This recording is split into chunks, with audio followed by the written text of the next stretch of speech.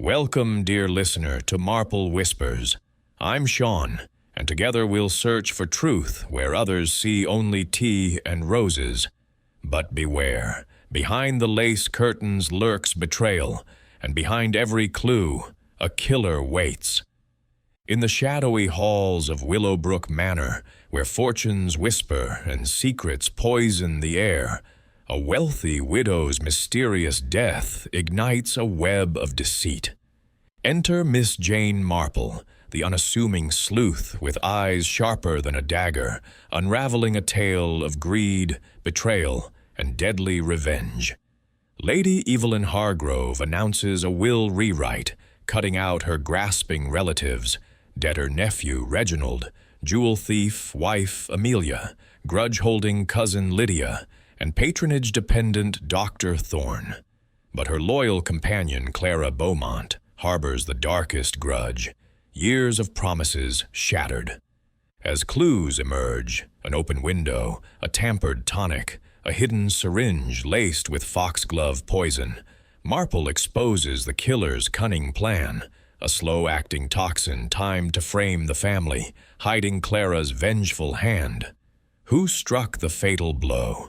Dive into the poisoned legacy, where motive meets opportunity in a deadly dance. One wrong step, and you're next. Stay hooked. Chapter 1. The Arrival at Willowbrook Manor. In the serene confines of her cottage in St. Mary Mead, where the hedgerows bloomed with the last defiant roses of autumn and the village clock chimed with unerring predictability, Miss Jane Marple sat by the fireside, her nimble fingers dancing over a pair of knitting needles. The scarf, taking shape, was destined for her nephew, Raymond's youngest, a child whose christening had stirred memories of similar events in the village, events often laced with undercurrents of family intrigue that Miss Marple had long ago learned to discern. The afternoon light filtered through lace curtains, casting patterns on the well-worn carpet, when a sharp rap at the door interrupted her reverie. It was young Tommy Pierce, the postboy, breathless from his bicycle ride, clutching a telegram with the air of one delivering momentous news. "From Willowbrook Manor, miss," he said, tipping his cap. Miss Marple thanked him with a penny and a smile, then unfolded the crisp paper. The message was succinct, in the imperious style of its sender. "Dear Jane, imperative you join weekend gathering at Willowbrook. Matters of family importance. Expect you Friday. Evelyn Hargrove." Lady Evelyn Hargrove. Now there was a name that evoked the grandeur of bygone eras. A widow of considerable means, her fortune rooted in the spice trade of the empire. She had retreated to Willowbrook Manor some years ago, ruling it like a dowager empress. Miss Marple had known her distantly, through mutual acquaintances in London society, where Evelyn's sharp wit and sharper tongue had cut through many a drawing-room pretense. But why this sudden summons? Miss Marple's keen eyes narrowed as she pondered. In her experience, such invitations often masked brewing storms, disputes over wills, hidden scandals, or the subtle poison of resentment among kin. With a slight nod to herself, she decided to accept. After all, one never knew what insights might emerge from observing human nature in its more opulent settings. The journey to Willowbrook was uneventful, the train rattling through misty fields dotted with sheep, but Miss Marple's mind was far from idle. She recalled snippets of gossip about the Hargrove clan, whispers of financial woes, thwarted ambitions, and the ever-present shadow of inheritance. By the time the carriage from the station wound up the gravel drive to the manor, the sun was dipping low, gilding the ivy that clung tenaciously to the stone facade. Willowbrook Manor loomed impressive, yet slightly foreboding, its tall chimneys piercing the sky like accusatory fingers, and its windows reflecting the fading light in a manner that suggested secrets held within. A butler with the solemnity of an undertaker opened the door, ushering her into a hall adorned with portraits of stern ancestors. "Miss Marple, how delightful!" came a voice from the staircase, resonant and commanding. Lady Evelyn descended, her silver hair impeccably coiffed, her gown a rustle of expensive silk. At 75, she moved with the vitality of a much younger woman, though Miss Marple noted the slight tremor in her hand as she extended it in greeting. "You've come just in time. The others are arriving, and I dare say the weekend will prove enlightening." Behind her hovered Miss Clara Beaumont, the companion, a woman of indeterminate age, perhaps mid-40s, with mousy hair pinned neatly and eyes that darted like those of a watchful bird. Her dress was modest, her demeanor deferential, yet Miss Marple sensed an undercurrent of calculation in the way she anticipated Lady Evelyn's needs, pouring tea without being asked or adjusting a shawl with practiced ease. Clara had been in service to Evelyn for over a decade, rescued from genteel poverty, or so the story went. But Miss Marple wondered, how deep did that gratitude run, and what ambitions might simmer beneath such unwavering loyalty? The drawing-room soon filled with the arriving guests, each introduction a study in contrasts and concealed tensions. First came Reginald Hargrove, Lady Evelyn's nephew, a handsome man in his 30s with the easy charm of a habitual charmer. His mustache was impeccably trimmed, his suit tailored, but showing faint signs of wear at the cuffs, marks of a life lived on the edge of solvency. "Aunt Evelyn, you're looking splendid," he boomed, kissing her cheek with exaggerated affection. His wife, Amelia, followed, a vision in emerald velvet, her jewels sparkling perhaps a tad too brightly for daytime. Her laughter rang out, but Miss Marple caught the fleeting glance toward the manor's opulent furnishings, as if appraising their value. Then there was cousin Lydia Forbes, a gaunt spinster with pinched features and a voice like cracking ice. She greeted Lady Evelyn coolly, her eyes lingering on the family crest above the fireplace, a reminder, perhaps, of old grievances. Lydia had once been slighted in a matter of inheritance, or so village tongues wagged, and her presence here suggested unfinished business. Completing the party was Dr. Elias Thorne, the local physician, a portly man with a florid face and a habit of adjusting his spectacles nervously. His practice thrived on Lady Evelyn's endorsements, and Miss Marple noted how he hovered near her, inquiring solicitously about her health. As they settled into armchairs around a roaring fire, conversation flowed like a river with hidden eddies, polite inquiries about travels, weather, and health, but laced with probing undertones. Reginald mentioned a spot of bother with investments. Amelia admired an antique vase with covetous eyes, and Lydia alluded darkly to family obligations unfulfilled. Lady Evelyn, enthroned in her high-backed chair, surveyed them all with a sardonic smile, while Miss Clara moved silently, refilling cups and observing without comment. Miss Marple, sipping her tea, felt the familiar prickle of intuition. This was no mere social gathering. The air hummed with unspoken motives, each guest a potential player in a drama yet to unfold. She thought of a similar assembly in St. Mary Mead years ago, where a seemingly innocuous weekend had unraveled into betrayal and worse. As dusk fell and the wind whispered through the oaks outside, she resolved to watch closely, for in such settings, the line between opportunity and malice was often perilously thin. Chapter 2. The Shadow of Inheritance. The grand dining room of Willowbrook Manor gleamed under the light of a chandelier, its crystals scattering prisms across the polished mahogany table.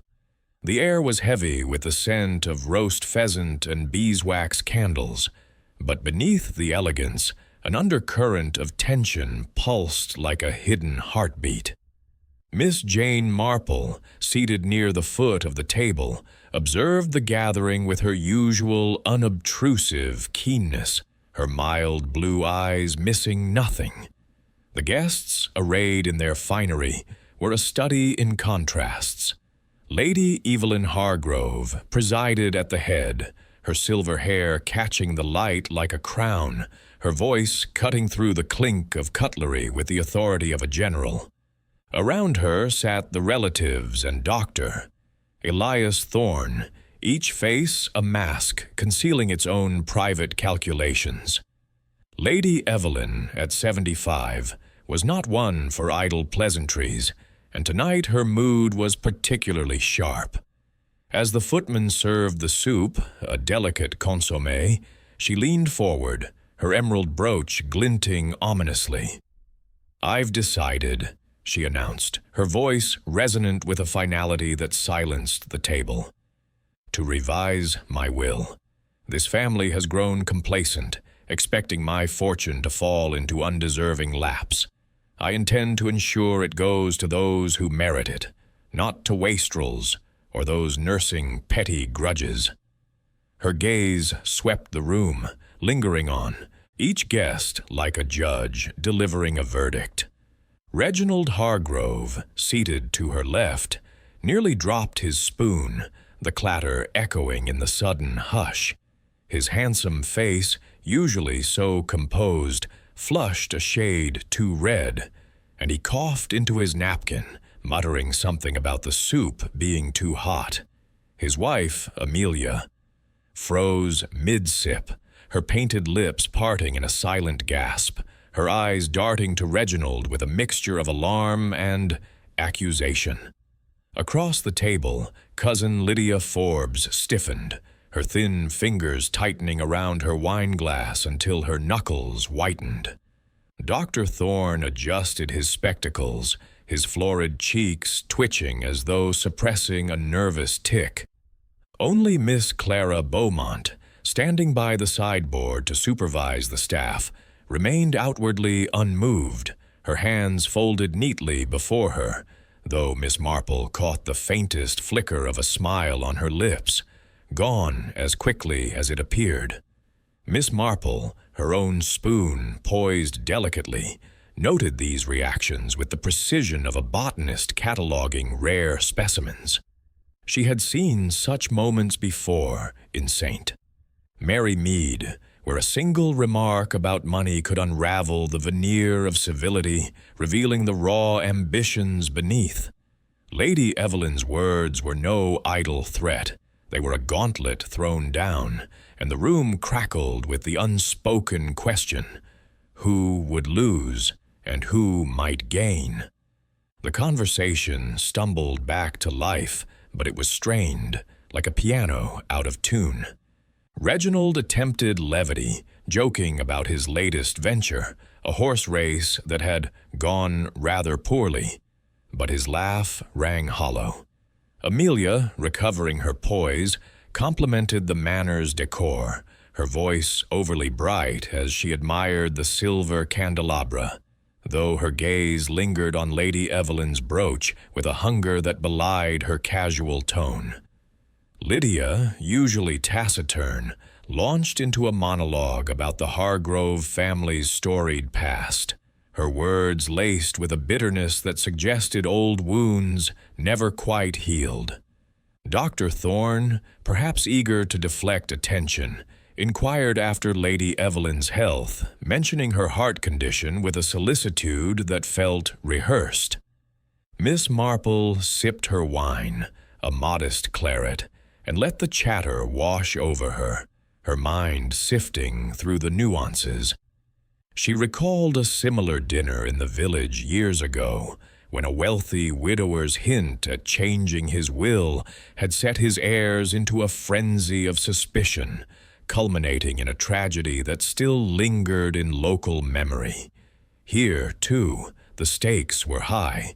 Lady Evelyn's fortune was rumored to include not just the manor, but investments in London properties and overseas enterprises, a legacy that could transform lives or destroy them.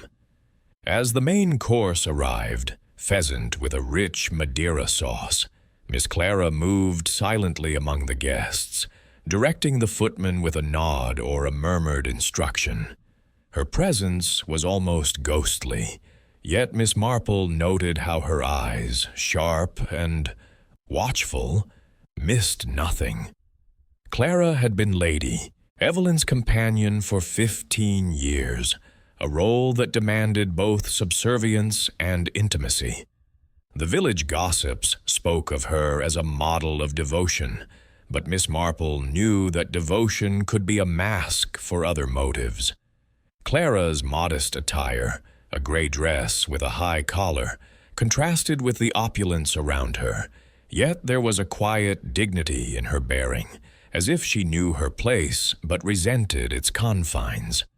The dinner progressed, and Lady Evelyn's mood grew more provocative. "Reginald," she said, slicing her pheasant with precision, "your debts are the talk of London. I hear you owe half the bookmakers in Mayfair. Do you think my money will bail you out forever?"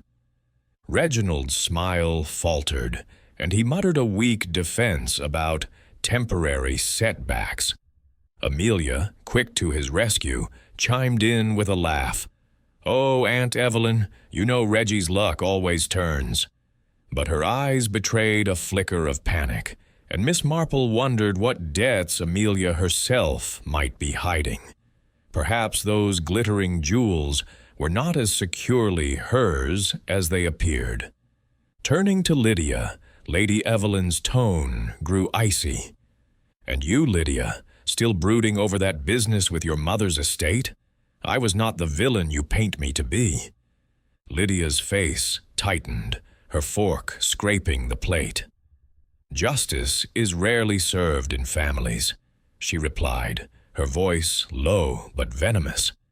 The exchange hung in the air, a reminder of a decades-old dispute over an inheritance that had left Lydia with little but resentment. Dr. Thorne, perhaps sensing the rising tension, attempted to steer the conversation to safer ground, praising the manor's gardens. But Lady Evelyn was relentless. "Elias, your practice thrives because of my introductions. I trust you've not grown too comfortable?" The doctor's laugh was forced, his hand fumbling with his napkin.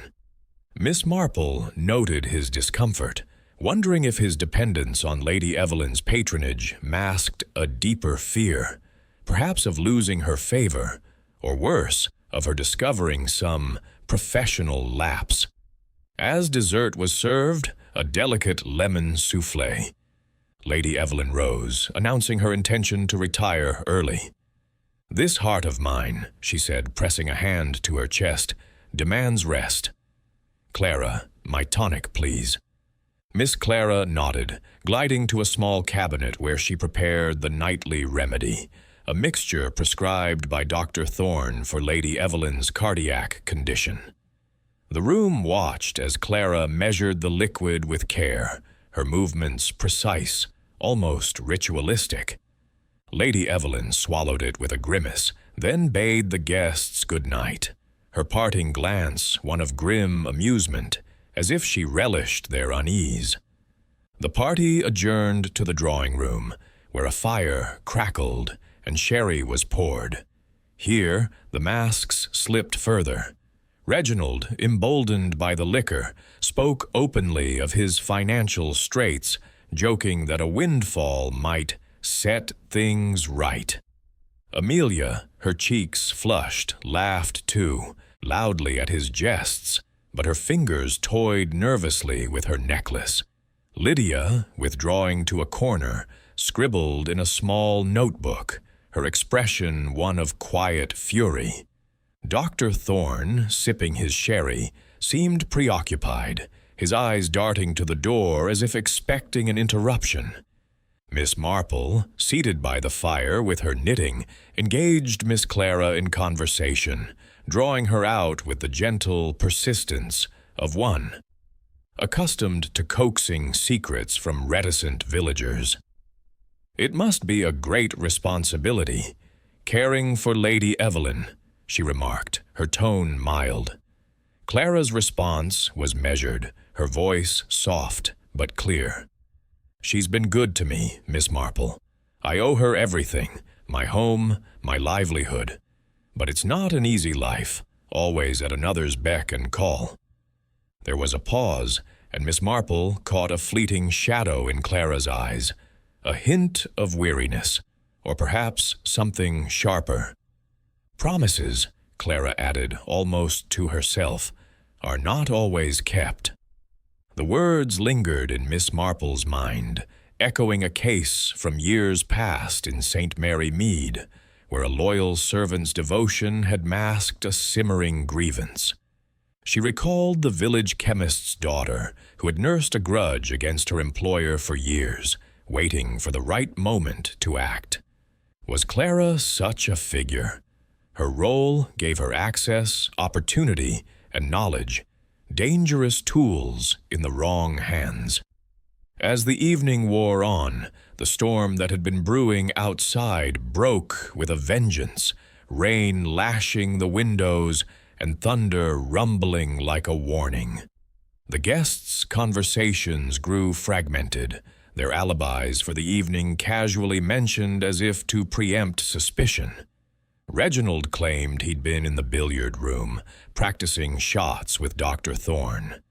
Amelia mentioned retiring early with a headache, though Miss Marple noted her makeup was still flawless, suggesting no haste in her preparations. Lydia spoke of wandering the gardens, "to clear my head," though the muddy hem of her dress suggested a longer excursion than she admitted. Clara, ever the dutiful shadow, said she had remained in the kitchen, overseeing the staff's cleanup. Miss Marple, her knitting needles clicking rhythmically, pieced together these fragments like a puzzle. Each guest had a motive: Reginald's debts, Amelia's extravagance, Lydia's grudge, Thorne's dependence. But motives were only half the equation. Opportunity was the key, and it lay in the details. The open window in Lady Evelyn's room, the faint scent of almonds in the tonic bottle, the timing of Clara's ministrations. She thought of a similar case in the village, where a seemingly innocent routine had concealed a deadly design, and wondered if Willowbrook held a similar secret. As the clock struck 11, the guests dispersed to their rooms, their footsteps echoing in the cavernous halls. Miss Marple lingered, her gaze resting on the portrait of a stern Hargrove ancestor above the fireplace. "Money," she murmured to herself, "brings out the worst in people, doesn't it?" The storm outside roared in agreement, and she felt a chill that had little to do with the weather.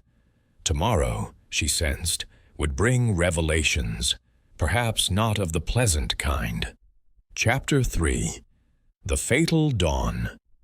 The first light of dawn crept through the heavy drapes of Willowbrook Manor, casting a pallid glow over the ancient oaks that guarded its grounds.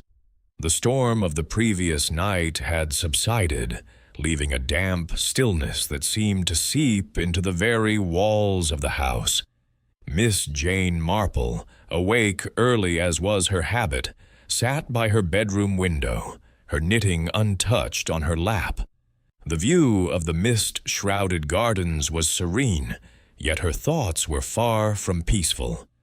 The dinner last night, with its barbed exchanges and Lady Evelyn's provocative announcement about her will, had set the stage for something more sinister than mere family discord.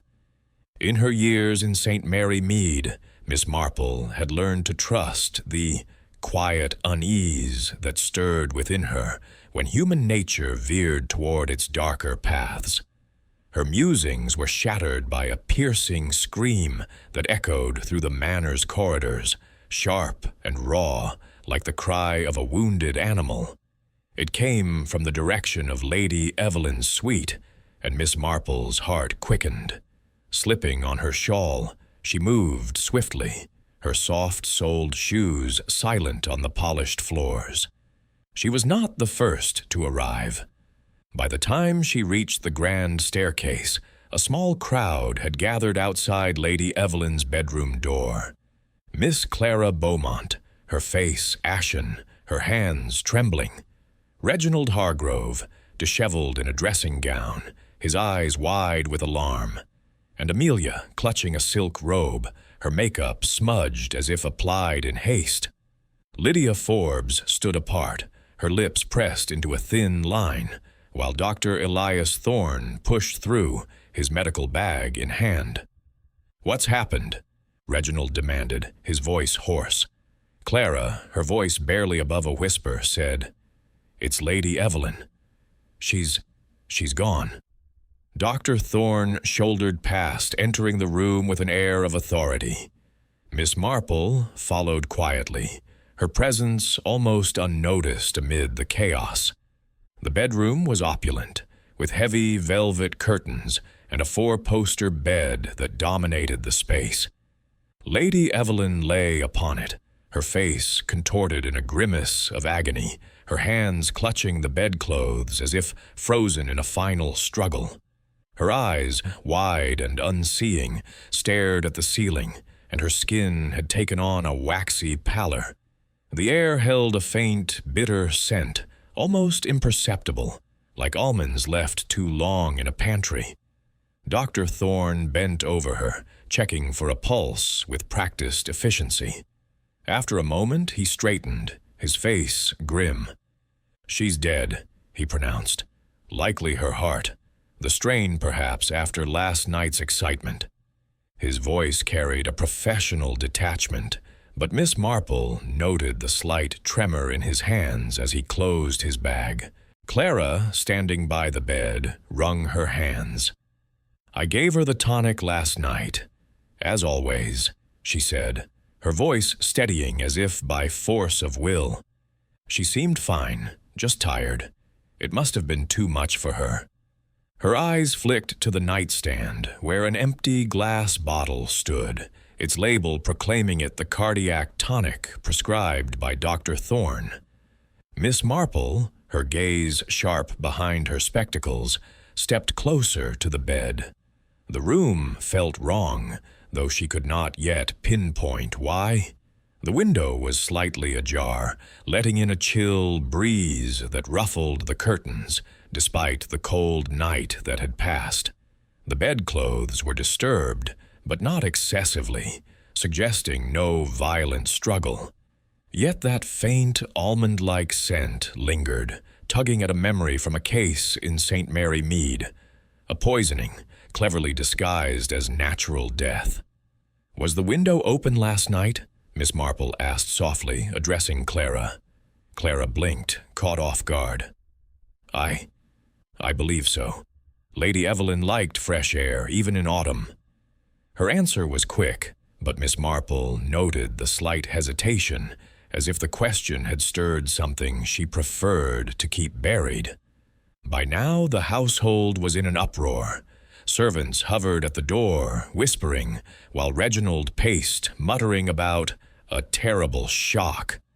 Amelia clung to his arm, her eyes darting nervously, while Lydia remained statue-like, her expression unreadable. Dr. Thorne, attempting to restore order, suggested everyone retire to the drawing room to await the authorities.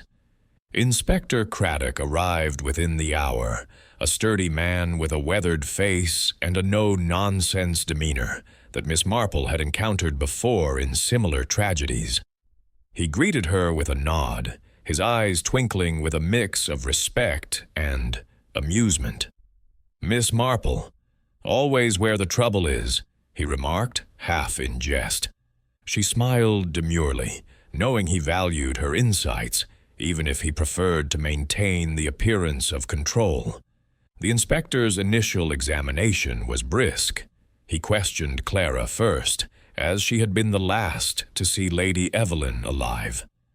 "I prepared her tonic at 10, as usual," Clara said, her hands folded neatly in her lap. "She took it, said good night, and I left her to rest. I heard nothing unusual after that." Her voice was calm. Almost too calm, Miss Marple thought, recalling a vicar's wife who had maintained similar composure while hiding a theft. Reginald, questioned next, was voluble. "I was in the billiard room with Dr. Thorne until nearly midnight," he said, running a hand through his hair. "We played a few rounds, had a brandy.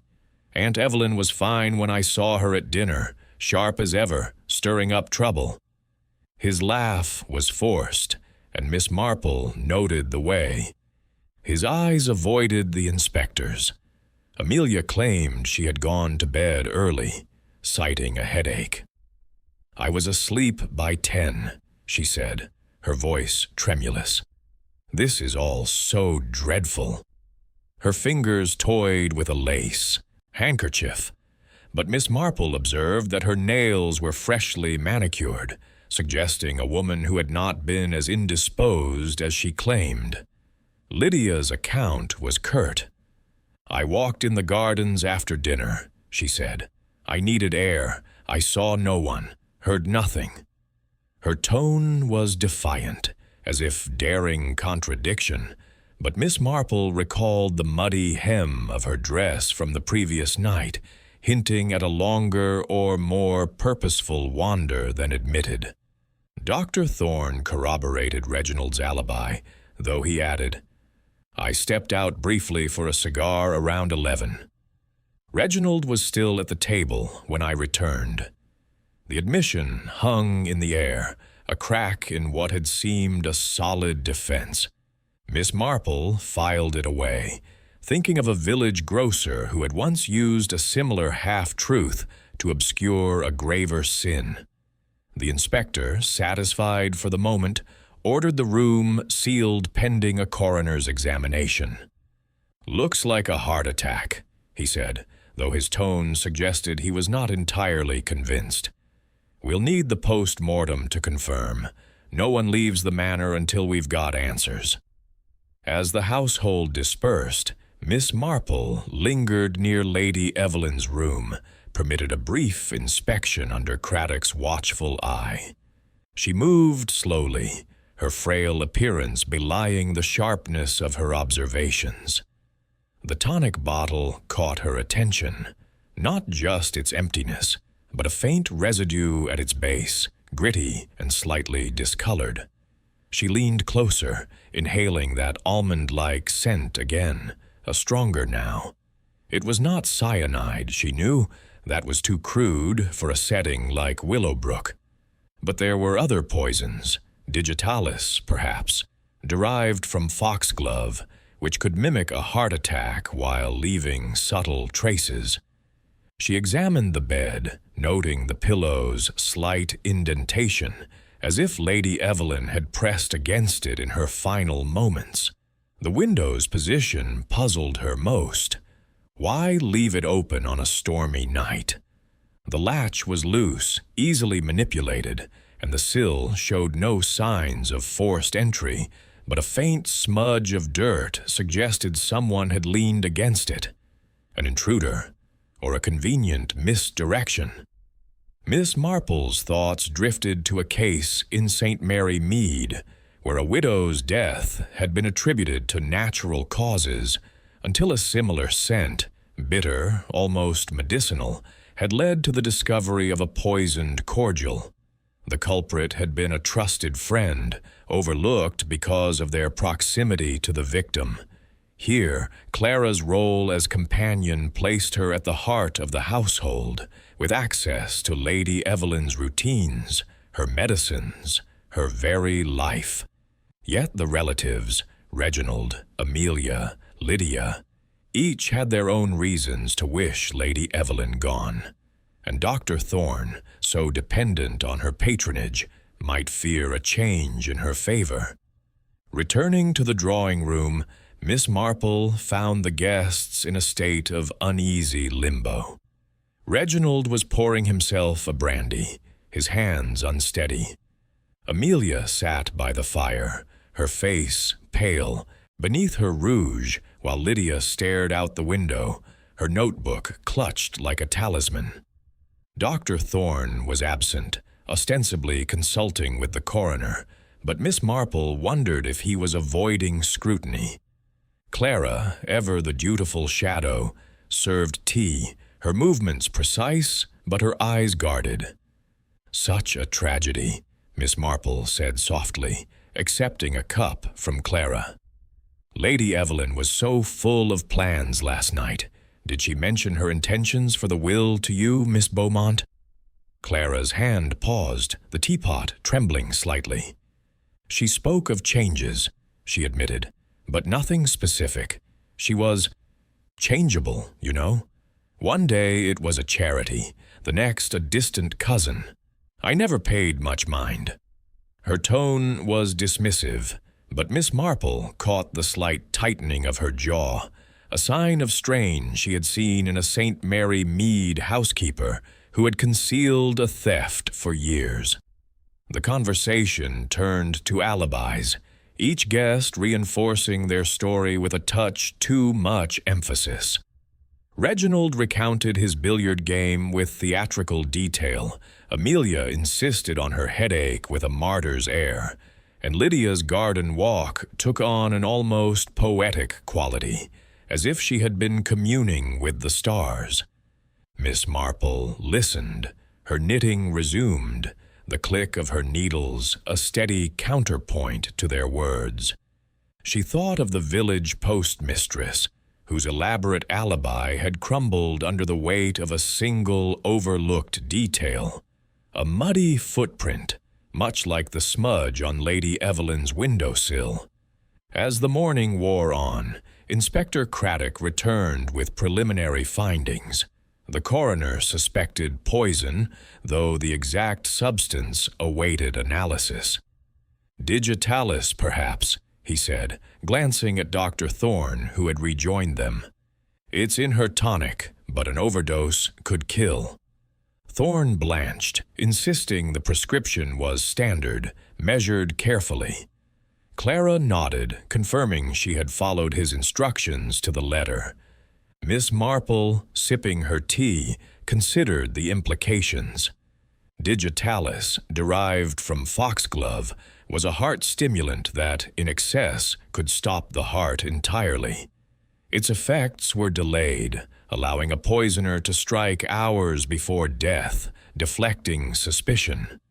She recalled a village gardener who had used foxglove to dispatch a rival, timing the dose to coincide with a routine meal. Here, the tonic was the obvious vehicle, but the open window suggested another possibility. A second dose, perhaps, administered subtly, by someone who knew Lady Evelyn's habits intimately. The inspector dismissed the guests to their rooms, urging them to remain available. Miss Marple, lingering by the fire, watched Clara clear the tea tray, her movements deliberate, almost ritualistic. "A terrible shock for you, Miss Beaumont," she said kindly. "You were so close to her." Clara's eyes met hers, and for a moment the mask slipped, revealing a flicker of something, grief, fear, or perhaps defiance. "She was my life," Clara said simply, then turned away, leaving Miss Marple to ponder the weight of those words.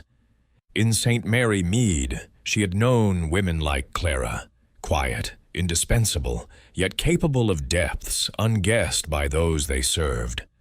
As the manor settled into an uneasy silence, Miss Marple felt the threads of the mystery tightening, each guest a knot in a tapestry of motive and opportunity, waiting for a single pull to unravel the truth. Chapter 4. Whispers of Motive. The morning after Lady Evelyn Hargrove's death draped Willowbrook Manor in a shroud of suspicion, as if the very walls absorbed the unease of its inhabitants. The mist that clung to the grounds seemed to mirror the clouded motives of those within, and Miss Jane Marple, seated in the morning room with a cup of tea, felt the weight of the mystery pressing upon her. Her knitting lay idle, her needles silent, as she observed the subtle shifts in the household's demeanor. The coroner's suspicion of poison, possibly digitalis, had transformed idle speculation into a grim reality, and the air buzzed with unspoken accusations.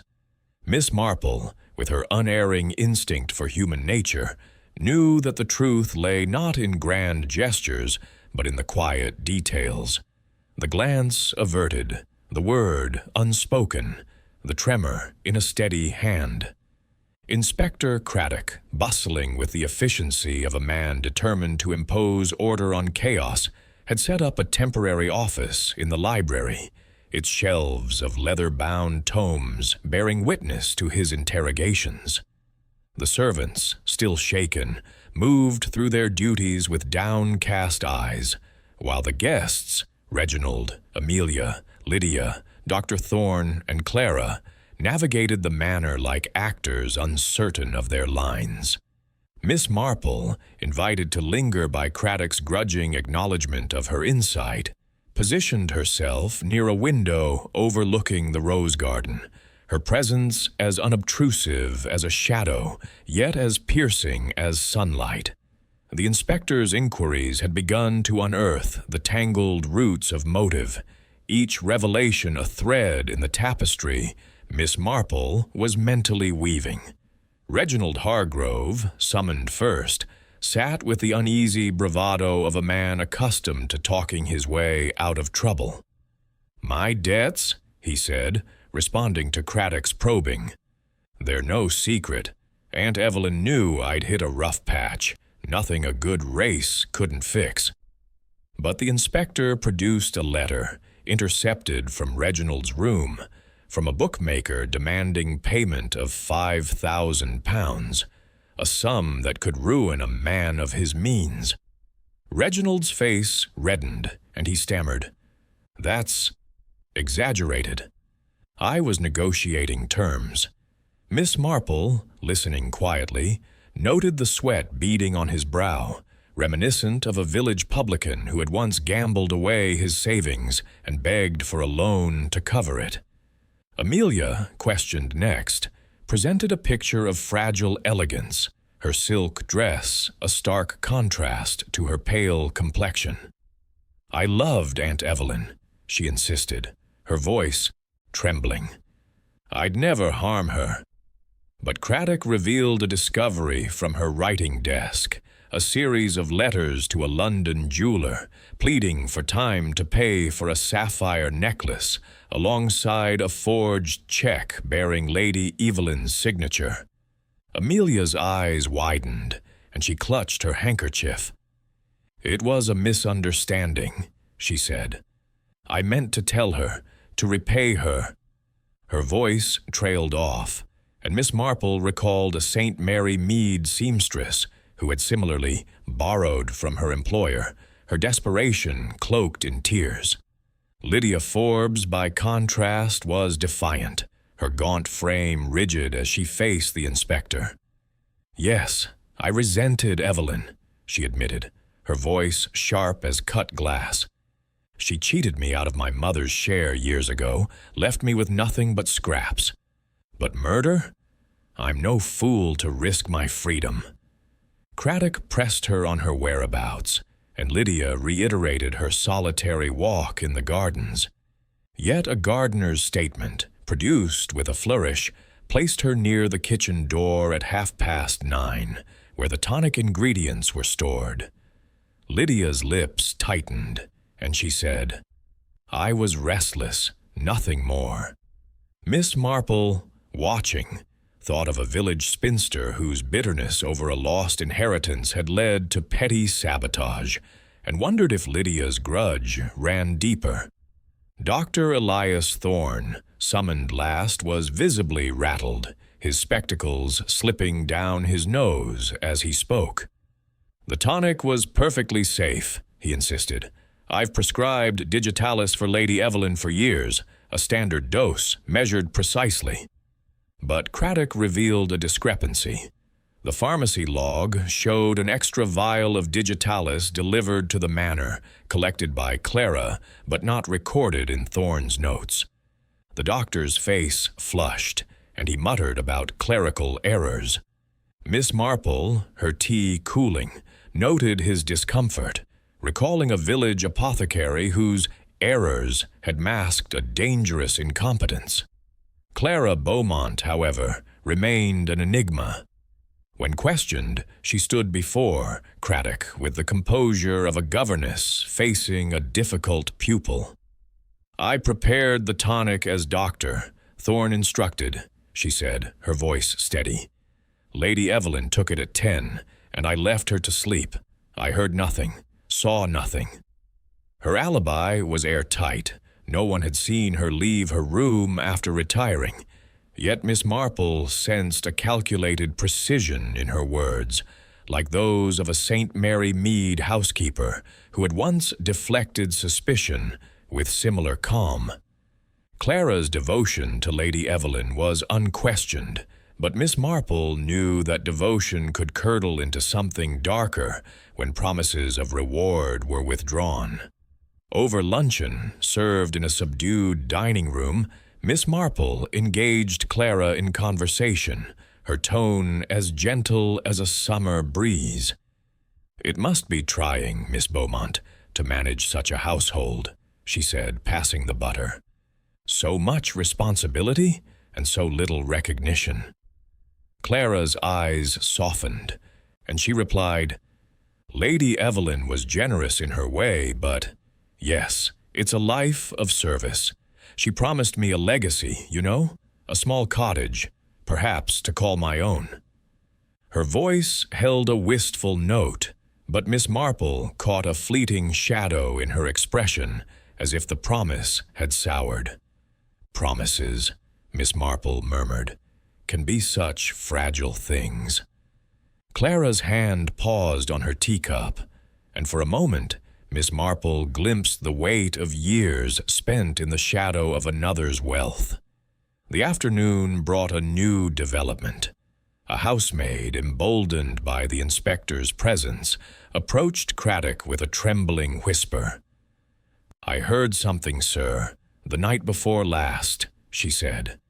"Mr. Reginald and Lady Evelyn, arguing in the study after dinner. He was begging for money, said he'd be ruined without it. Reginald, confronted, denied it with vehemence. 'Nonsense,' he blustered. 'I spoke to Aunt Evelyn, yes, but it was about a business venture, nothing more.'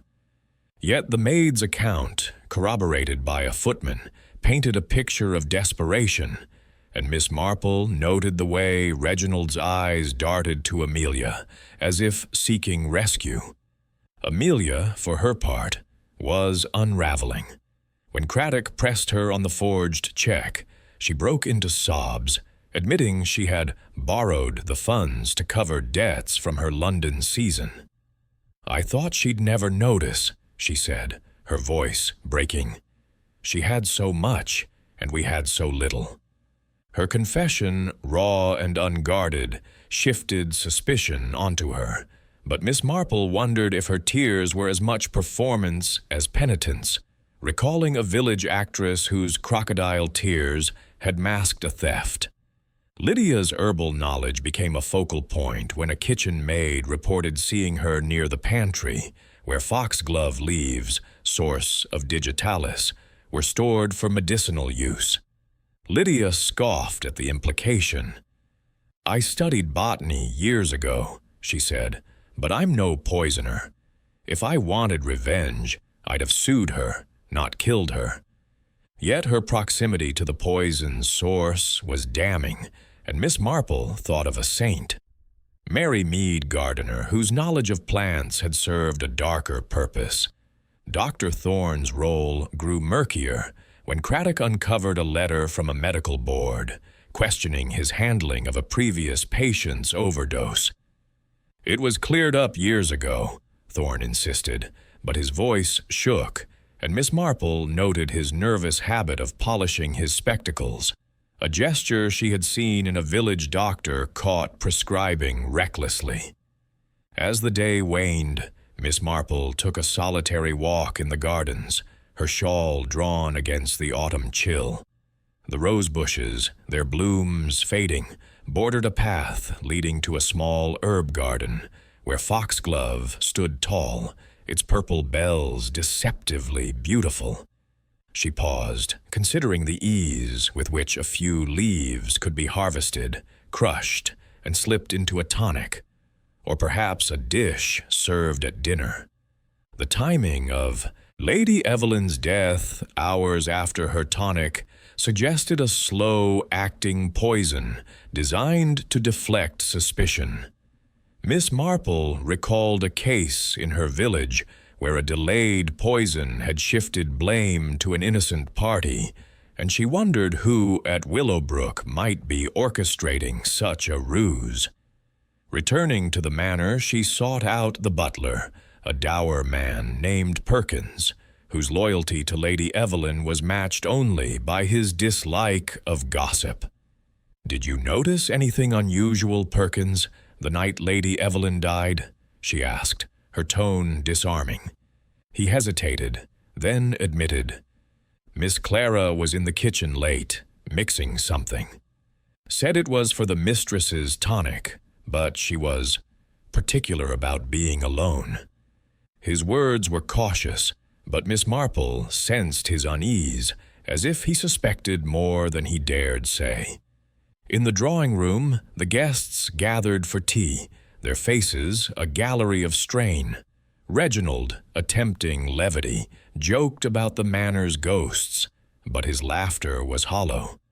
Amelia, her eyes red-rimmed, clung to his arm, while Lydia scribbled furiously in her notebook, her pen scratching like an accusation.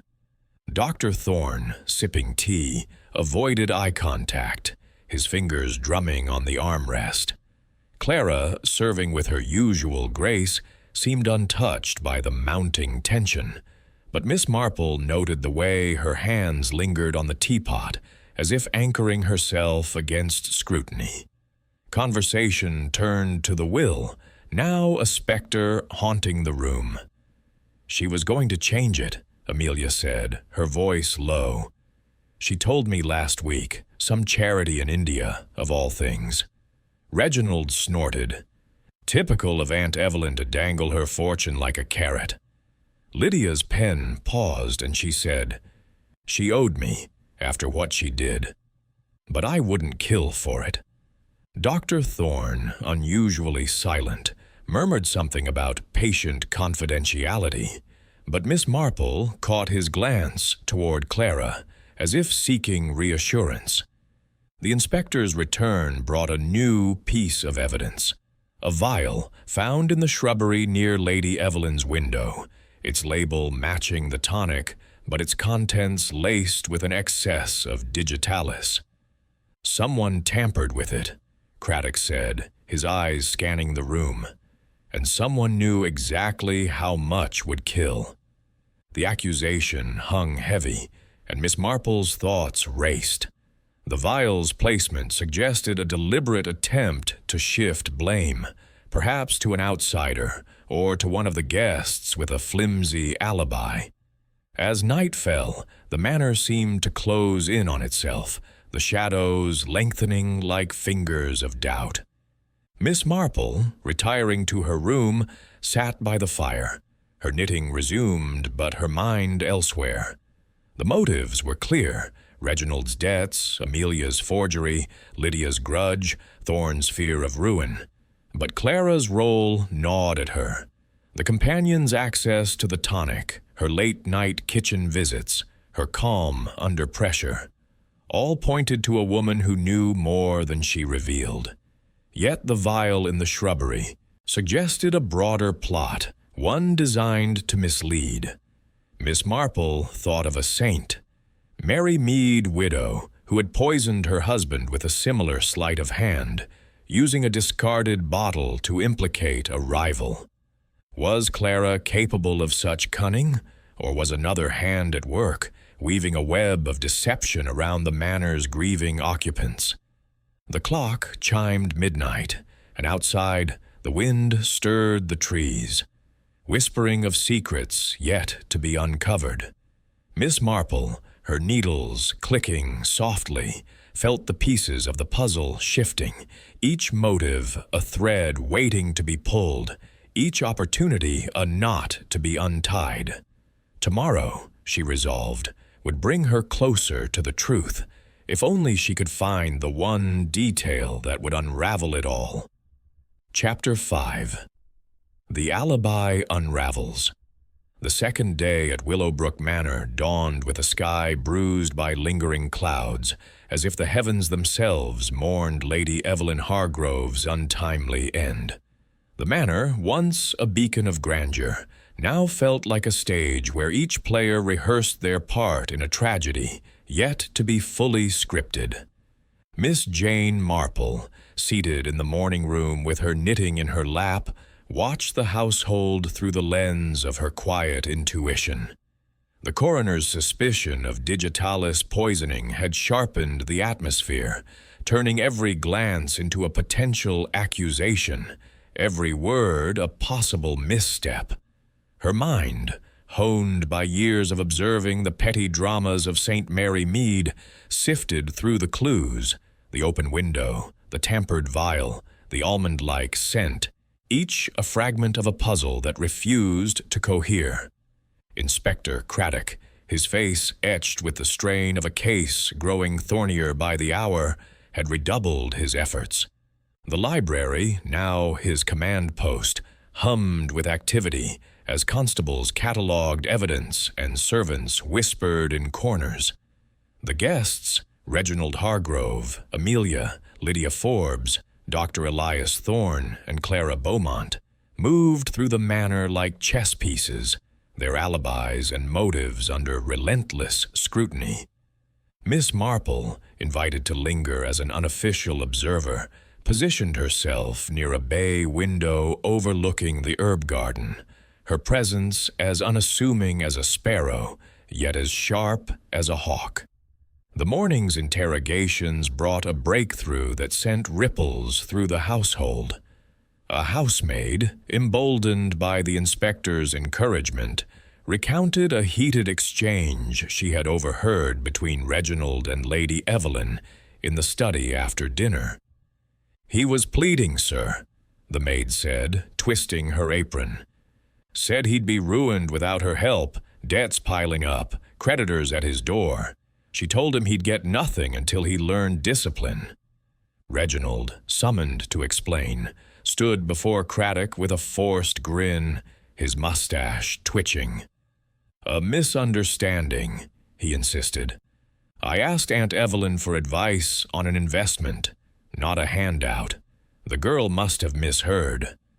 But his eyes, darting to the door, betrayed a man cornered, and Miss Marple noted the similarity to a St. Mary Mead bookmaker who had lied about his losses until a ledger exposed him. Craddock pressed further, producing the bookmaker's letter demanding £5,000, a sum that could sink Reginald's prospects entirely. "Care to explain this?" the inspector asked, his voice deceptively mild. Reginald's bravado faltered, and he muttered, "It's being sorted." "I had plans to settle it." His hands clenched, and Miss Marple thought of a village farmer whose debts had driven him to desperation, though not quite to murder. Amelia, called next, was a study in fragility, her emerald earrings glinting as she dabbed her eyes with a lace handkerchief. The forged check, now a damning piece of evidence, hung over her like a guillotine. "I was desperate," she admitted, her voice breaking. "The necklace, the dresses, it was all to keep up appearances for Reggie's sake. I thought Aunt Evelyn wouldn't notice a small sum. Her confession, raw and tearful, drew a murmur of sympathy from the servants. But Miss Marple observed the calculated tilt of her head, reminiscent of a St. Mary Mead actress who had used tears to deflect suspicion from a theft. Amelia's motive was clear. Her extravagance demanded funds she didn't have. But had it driven her to poison? Lydia Forbes, questioned about her proximity to the kitchen, bristled with indignation. "I know herbs, yes," she said, her voice sharp as a shard of ice. "But I'm no apothecary mixing poisons in the dark. If I wanted Evelyn dead, I'd have done it years ago when she stole my inheritance." The gardener's testimony placed her near the pantry at 9:30, but Lydia insisted she had merely passed by on her way to the conservatory. "I like solitude," she said, her eyes narrowing. "Is that a crime?" Miss Marple, listening, recalled a village botanist whose knowledge of plants had masked a vendetta, and wondered if Lydia's solitary walks concealed a darker purpose. Dr. Thorne's alibi, tied to Reginald's billiard game, began to crack under scrutiny. When pressed, he admitted stepping out for a cigar at 11, leaving Reginald alone for perhaps 10 minutes. "It was a brief absence," Thorne said, polishing his spectacles nervously. "Reginald was still at the table when I returned." The admission opened a window of opportunity, however slim, and Miss Marple noted the doctor's flushed cheeks, like those of a St. Mary Mead physician caught in a lie about a patient's care. Thorne's dependence on Lady Evelyn's patronage made him vulnerable. Had he feared her revising the will to cut him off? Clara Beaumont, questioned last, maintained her serene composure, her gray dress as immaculate as her alibi. "I was in my room after 10, she said, her hands folded neatly. "I read until midnight, then slept. No one saw me because I had no reason to wander." Her voice was steady, but Miss Marple caught a slight tightening of her lips, a gesture she had seen in a village housekeeper who had hidden a secret for years. Clara's access to the tonic, her knowledge of Lady Evelyn's routines, made her a figure of interest, yet her calm deflected suspicion like a shield. As the interrogations concluded, Miss Marple took a solitary walk along the manor's gravel paths, her shawl drawn against the damp air. The herb garden, with its rows of foxglove and rosemary, beckoned her. She paused by the foxglove, its purple bells swaying gently, and considered the ease with which a few leaves could be harvested, their deadly essence distilled into a tonic. The vial found in the shrubbery, laced with digitalis, suggested a deliberate act, but its placement puzzled her. Was it a clumsy attempt to frame someone, or a clever misdirection to suggest an outsider? She recalled a saint, Mary Mead case, where a discarded bottle had shifted blame from the true culprit, and wondered if a similar game was afoot. Returning to the manor, Miss Marple sought out the cook, Mrs. Hargreaves, a stout woman with a no-nonsense air. Over a cup of tea in the kitchen, Miss Marple coaxed her into conversation. "Miss Clara was particular about the tonic," Mrs. Hargreaves said, her voice low. "Always mixed it herself, said it was too important to trust to anyone else. Last night she was in here late, after the staff had gone to bed." The cook hesitated, then added, "She seemed distracted, like she was listening for something." Miss Marple nodded, filing away the detail, thinking of a village maid who had used late-night tasks to cover her tracks. A new piece of evidence emerged when a footman, emboldened by the cook's candor, reported seeing Clara with a small package the previous week delivered from a London chemist. She tucked it away quick, he said, and told me to mind my own business. Craddock, informed of this, cross-checked the pharmacy records and confirmed that Clara had collected an extra vial of digitalis, unaccounted for in Dr. Thorne's prescriptions. When confronted, Clara's composure wavered for the first time. "It was a spare, in case the mistress needed it," she said, her voice tight. "I never used it." But her eyes, meeting Miss Marple's, held a flicker of defiance, as if daring further questions. The afternoon brought a tense gathering in the drawing room, where the guests, aware of the mounting evidence, began to turn on one another. Reginald accused Lydia of sneaking into the kitchen, his voice loud with bravado. "You and your herbs, Lydia, always poking about where you shouldn't." Lydia retorted, her pen stabbing the air like a weapon. "Don't play innocent, Reginald. Your debts would drive anyone to desperation." Amelia, her nerves frayed, pointed to Dr. Thorne. "What about you, Doctor? You prescribed the tonic. How do we know you didn't miscalculate?" Thorne, flushing, stammered a denial, insisting his doses were precise. Miss Marple, sipping tea, observed the fray with quiet detachment. The accusations, flung like arrows, revealed more about the accusers than the accused. Reginald's bluster masked fear, Amelia's tears hinted at guilt, Lydia's venom suggested a long, festering wound, and Thorne's defensiveness betrayed vulnerability. Clara, serving tea with her usual grace, remained above the fray.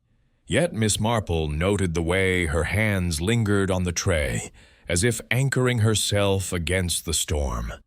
A chance discovery shifted the investigation's focus. While walking near the conservatory, Miss Marple noticed a small object glinting in the shrubbery. A glass syringe, its needle capped, hidden beneath a rhododendron. She summoned Craddock, who examined it with growing interest. "No label, but it could have held digitalis," he said, bagging it for analysis. The syringe's location, near the path to Lady Evelyn's window, suggested a second method of poison delivery, perhaps bypassing the tonic entirely. Miss Marple thought of a St. Mary Mead nurse who had used a syringe to administer a fatal dose, her actions masked by her trusted role. The discovery fueled speculation. Had someone entered Lady Evelyn's room during the night using the open window as cover? Or was the syringe another plant designed to confuse? Miss Marple, her mind racing, considered the timing. Digitalis, if injected, could act faster than an oral dose, yet the delayed onset of Lady Evelyn's death suggested a calculated plan, allowing the poisoner to be elsewhere when the fatal moment struck. Clara's access to the room, Reginald's unaccounted minutes, Lydia's nocturnal wanderings, all offered opportunities, but none felt complete. As evening fell, Miss Marple engaged Dr. Thorne in conversation, her tone disarming. "Such a delicate matter, prescribing digitalis," she said, her needles clicking softly. "A small error could be fatal, could it not?" Thorne, his face paling, nodded. "It's precise work," he said, "but I swear my measurements were correct." His nervousness, coupled with the unrecorded vial, suggested either incompetence or complicity, and Miss Marple wondered which was more dangerous. The day ended with the household in a state of uneasy truce, each guest retreating to their room under Craddock's orders to remain on the premises. Miss Marple, alone in her chamber, sat by the fire. Her knitting resumed, but her thoughts elsewhere. The syringe, the vial, the open window, all pointed to a poisoner who knew the manor's rhythms intimately, someone who could move unseen, strike silently, and deflect suspicion with ease. Clara's calm, Reginald's desperation, Amelia's deceit, Lydia's bitterness, Thorne's fear. Each was a thread in a web of deceit, but the spider remained elusive. As the clock struck 10, the manor settled into silence, broken only by the distant howl of the wind. Miss Marple, her needles still, recalled a St. Mary Mead, murder where the killer had hidden in plain sight, their familiarity with the victim's life, their greatest weapon. She felt the truth drawing closer, a shadow just beyond the light, waiting for one misstep to reveal itself. Tomorrow, she resolved, she would tug at the threads, testing each alibi until the unraveling began. Chapter 6. Shadows in the Servants' Quarters. The third day at Willowbrook Manor dawned with a deceptive calm, the morning sun filtering through the mist to cast long shadows across the lawns. Yet within the manor's walls, the atmosphere crackled with suspicion, as if each creak of the ancient timbers whispered accusations. Miss Jane Marple, seated in the morning room with her knitting untouched, felt the weight of the mystery pressing ever closer. The discovery of the syringe, the tampered vial, and the faint, almond-like scent in Lady Evelyn Hargrove's room had confirmed poison, likely digitalis, as the cause of death, transforming the manor into a chessboard where every move was calculated and every player suspect. Her mind, sharpened by years of unraveling St. Mary Mead's quiet scandals, sifted through the clues, seeking the thread that would unravel the killer's design. Inspector Craddock, his face lined with the fatigue of a case that refused to yield, had intensified his investigation. The library, now a hub of activity, buzzed with constables poring over statements and evidence logs. The guests, Reginald Hargrove, Amelia, Lydia Forbes, Dr. Elias Thorne, and Clara Beaumont, moved through the manor with the wariness of prey, their alibis fraying under scrutiny. Miss Marple, permitted to linger as a silent observer, positioned herself in a corner of the drawing room, her presence as unassuming as a faded tapestry, yet as piercing as a needle. Her eyes missed nothing, the nervous twitch of Reginald's mustache, Amelia's trembling hands, Lydia's furtive glances at her notebook, Thorne's incessant polishing of his spectacles, and Clara's serene efficiency, which seemed to mask a deeper calculation. The morning brought a fresh wave of revelations, each sharpening the focus on the manor's inhabitants. Craddock, methodical as ever, summoned the household staff for further questioning, suspecting that the servants' quarters held secrets the guests might overlook. Miss Marple, invited to sit in, listened with rapt attention as the butler, Perkins, recounted the night of Lady Evelyn's death. Miss Clara was particular about her duties, he said, his voice measured but tinged with unease. She insisted on preparing the mistress's tonic herself, always in private. That night, she was in the kitchen long after the staff had retired, said it was for extra preparations. His hesitation, coupled with a glance toward the door, suggested he knew more than he dared say. The cook, Mrs. Hargreaves, emboldened by Perkins's candor, added her own observations. Miss Clara was in the pantry at odd hours, she said, wiping flour from her hands. Last week I caught her sorting through the herb jars, foxglove among them. She said it was for a remedy, but she was quick to shoo me away. Miss Marple, sipping her tea, noted the significance. Foxglove, the source of digitalis, was no casual ingredient, and Clara's access to it was damning. She recalled a saint, Mary Mead, herbalist, who had used her knowledge to poison a rival, her actions masked by her familiarity with the village's gardens. A footman, young and nervous, provided the most startling revelation. "I saw Miss Clara with a letter last week," he stammered, his eyes darting to Craddock. "From a London solicitor it was, something about inheritances. She tucked it away when she saw me, but I heard her muttering about securing her future." The inspector's eyes narrowed, and he dispatched a constable to verify the claim. The response came swiftly. A solicitor's office confirmed Clara had inquired about the legalities of contesting a will, specifically one that excluded a promised legacy. Miss Marple, her knitting needles still, thought of a village widow who had sought similar advice before resorting to darker means to claim her due. Clara, summoned to explain, maintained her composure with an almost unnerving calm. "I was curious, nothing more," she said, her hands folded neatly in her lap. "Lady Evelyn often spoke of leaving me a cottage, but her moods changed like the weather. I wanted to know my rights, should she forget her promise." Her voice was steady, her eyes meeting Craddock's without flinching, yet Miss Marple caught a subtle tightening of her fingers, a gesture reminiscent of a St. Mary Mead governess who had hidden a theft behind a facade of propriety. Clara's motive, fear of being cut from the will, was now clear, but her opportunity remained shrouded in her airtight alibi. The guests, meanwhile, grew increasingly fractious. Reginald, his nerves frayed, accused Lydia of tampering with the tonic. "You were skulking about the kitchen," he snapped, his voice loud in the drawing room. "Don't think I didn't notice."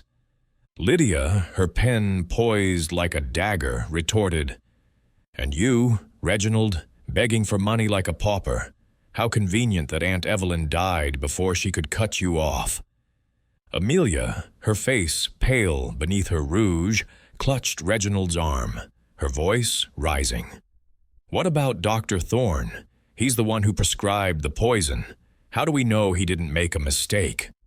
Thorne, his spectacles fogging with perspiration, stammered a denial. "My doses were precise," he insisted. "I've treated her for years without issue." Miss Marple, observing from her corner, noted the dynamics with a quiet intensity.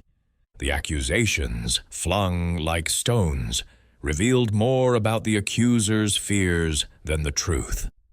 Reginald's bluster masked desperation, Amelia's tears suggested guilt, Lydia's venom hinted at a deeper grudge, and Thorne's defensiveness betrayed vulnerability.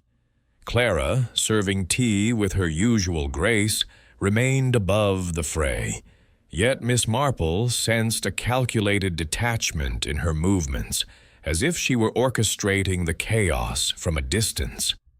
A new piece of evidence emerged when Craddock's team searched the servants' quarters.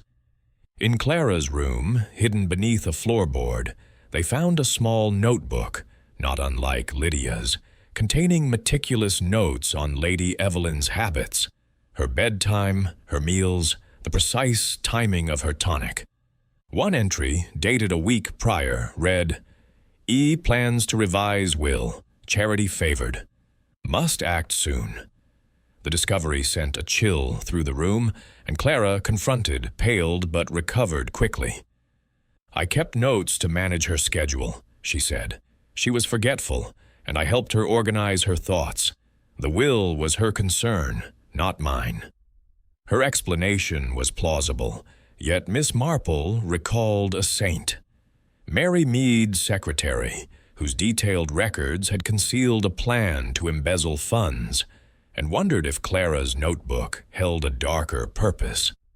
The inspector, growing frustrated, turned his attention to Dr. Thorne, whose prescription records were under scrutiny. A second pharmacy log, obtained from a nearby town, revealed that Thorne had ordered an additional supply of digitalis, claiming it was for another patient. "A clerical oversight," he said, his voice trembling. "I meant to update my records." But the discrepancy, coupled with the unrecorded vial collected by Clara, painted a troubling picture.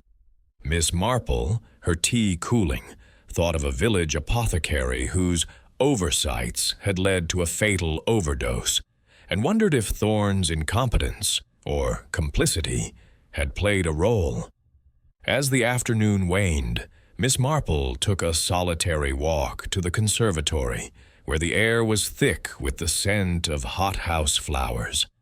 The glass walls offered a view of the herb garden, where foxgloves stood like silent sentinels. She paused, considering the syringe found in the shrubbery and the vial near Lady Evelyn's window. Both suggested a poisoner who knew the manor's layout intimately, someone who could move unseen, planting evidence to mislead. The open window, she mused, was a deliberate touch, perhaps to suggest an intruder or to divert attention from the true method of delivery. She recalled a saint. Mary Mead case, where a staged break-in had masked a domestic crime, and wondered if a similar ruse was at play. Returning to the manor, Miss Marple sought out the scullery maid, a shy girl named Annie, who had been reluctant to speak. Over a cup of cocoa in the kitchen, Miss Marple's gentle probing drew out a startling detail. "Miss Clara was in the pantry the night before last," Annie whispered, her eyes wide. "She was crushing something, leaves, I think, with a mortar and pestle. She told me it was for a headache remedy, but she locked the door after I left." The revelation, coupled with the foxglove in the garden, tightened the noose around Clara. Yet Miss Marple sensed a complexity to the plot. The syringe suggested a second method, perhaps a backup plan, and its placement near the conservatory hinted at someone familiar with the manor's less traveled paths. The evening brought a tense gathering in the drawing room, where Craddock shared the latest findings. The syringe, analyzed by the coroner's team, contained traces of digitalis, confirming its role in the murder. "Someone injected Lady Evelyn," Craddock said, his voice grim. "The tonic was a decoy, laced to confuse us, but the syringe delivered the fatal dose." The revelation shifted suspicion, as an injection required access to Lady Evelyn's room, narrowing the window of opportunity. Reginald's 10-minute absence from the billiard room, Lydia's garden wanderings, Clara's late-night activities, all came under renewed scrutiny. Miss Marple, her knitting resumed, engaged Clara in conversation as the others argued. "Such a responsibility, managing Lady Evelyn's health," she said, her tone kindly. "You must have known her every habit." Clara nodded, her eyes guarded. "She relied on me," she said. "I knew her better than anyone." The words, simple on the surface, carried a weight that Miss Marple recognized from a St. Mary Mead companion who had used her intimacy with her employer to devastating effect. As accusations flew, Reginald blaming Lydia, Amelia pointing to Thorne, Lydia accusing Clara, the room descended into chaos. Miss Marple, her needles clicking rhythmically, pieced together the fragments. The syringe suggested a bold move, requiring access and nerve, yet the vial's placement hinted at a broader plan to implicate others. Clara's notebook, the locked pantry, the solicitor's letter, all pointed to a woman with motive and opportunity, yet the relative's desperation could not be ignored.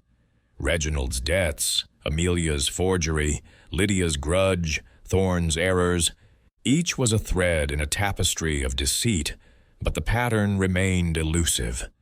As night fell, the manor seemed to hold its breath, the silence broken only by the distant tick of a clock. Miss Marple, retiring to her room, sat by the fire, her thoughts racing. The killer, she sensed, was someone who thrived in the shadows, using their familiarity with Lady Evelyn's life to strike unseen. Clara's calm, Reginald's bluster, Amelia's tears, Lydia's venom, Thorne's fear.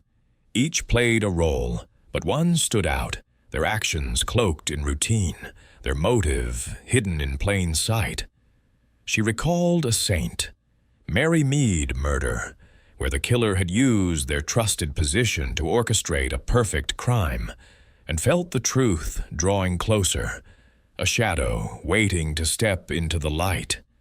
Tomorrow, she resolved, she would test the threads, pulling gently until the web unraveled. Chapter 7. The Garden Revelation. The fourth day at Willowbrook Manor broke with a fragile sunlight that did little to dispel the oppressive weight of suspicion hanging over the household. The manor's grandeur, once a testament to the Hargrove legacy, now seemed a hollow shell, its corridors echoing with the ghosts of unspoken truths. Miss Jane Marple, seated on a bench in the overgrown herb garden, felt the mystery's threads tightening around her. The syringe, the tampered vial, the notebook in Clara Beaumont's room, and the faint almond-like scent of digitalis, all pointed to a killer who moved with precision, weaving a web of misdirection that had ensnared the manor's inhabitants. Her mind, honed by years of unraveling the quiet dramas of St. Mary Mead, sifted through the clues, seeking the one detail that would illuminate the killer's design. The garden, with its tangled roses and towering foxglove, offered a respite from the manor's stifling tension. Miss Marple's shawl was drawn tightly against the autumn chill, her knitting needles idle in her lap as she observed the paths winding toward the conservatory. The foxglove, its purple bells swaying in the breeze, was a silent reminder of the poison that had ended Lady Evelyn Hargrove's life. Digitalis, derived from those deceptively beautiful plants, could kill with a whisper, its delayed effects masking the moment of administration. Miss Marple recalled a village herbalist who had used foxglove to settle an old score, her knowledge of plants as deadly as any weapon. Here, the garden's proximity to the kitchen and Lady Evelyn's room made it a nexus of opportunity, and Miss Marple's eyes lingered on the muddy path leading to the manor's west wing. Inside, Inspector Craddock pressed on with dogged determination, his temporary office in the library now a labyrinth of papers and evidence bags. The guests, Reginald Hargrove, Amelia, Lydia Forbes, Dr. Elias Thorne, and Clara, navigated the manor with the wariness of players in a deadly game, their alibis fraying like worn cloth. Miss Marple, permitted to linger as a quiet observer, had become a fixture in the drawing room, her presence as unthreatening as a faded photograph, yet as probing as a surgeon's scalpel. Her mild blue eyes missed nothing. Reginald's forced joviality, Amelia's nervous glances, Lydia's clenched jaw, Thorne's fidgeting, and Clara's serene efficiency, which seemed to conceal a deeper intent. The morning's inquiries had intensified, with Craddock focusing on the syringe found in the shrubbery. Its traces of digitalis confirmed it as the murder weapon, likely used to deliver a fatal dose directly into Lady Evelyn's bloodstream, bypassing the tonic's slower effects. This was no accident, Craddock said, addressing the gathered guests in the drawing room. Someone entered her room, injected the poison, and left the vial to mislead us. His eyes swept the room, lingering on Clara, whose access to Lady Evelyn made her a prime suspect, though her alibi, reading in her room until midnight, remained unbroken. Miss Marple, her tea cooling, pondered the syringe's significance. An injection required proximity, nerve, and knowledge of Lady Evelyn's habits. The open window, a detail that nagged at her, suggested either an intruder or a deliberate misdirection to imply one. She recalled a saint. Mary Mead case, where a staged break-in had diverted suspicion from a household member, and wondered if a similar ruse was at play.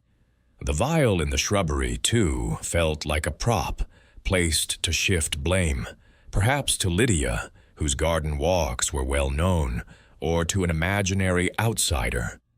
To test her suspicions, Miss Marple sought out Clara, inviting her for a walk in the garden under the guise of admiring the late blooming roses. The companion, her gray dress blending with the morning mist, agreed with a polite nod, though her eyes held a wary glint. As they strolled past the foxglove, Miss Marple remarked casually, "Such striking plants, aren't they? Foxglove, I mean.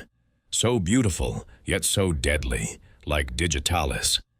Clara's step faltered, her hand brushing a rosebush, and Miss Marple noted the brief pallor that crossed her face before she recovered. "They're common in country gardens," Clara said, her voice steady. Lady Evelyn liked them for their color, though she knew their dangers. Her words were measured, but Miss Marple caught a subtle tension, like that of a St. Mary Mead governess, who had once deflected questions about a stolen brooch with similar calm.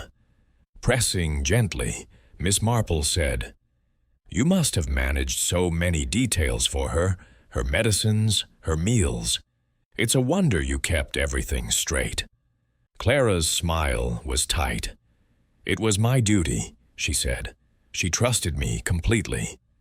The conversation turned to Lady Evelyn's will, and Miss Marple, with the air of one sharing village gossip, mentioned the charity rumor. "I heard she planned to leave much to an Indian mission," she said, watching Clara closely. The companion's eyes flickered, and she said, "She mentioned it once or twice, but she was always changing her mind." I paid little heed. Yet her fingers twisted the edge of her shawl, a gesture Miss Marple recognized from a village seamstress caught in a lie. As they neared the conservatory, Miss Marple paused by the shrubbery where the syringe had been found. "Curious, isn't it, how things turn up in such odd places?" she said, her tone light. Clara's gaze darted to the spot, then away, and she murmured, "The gardeners are careless, I suppose."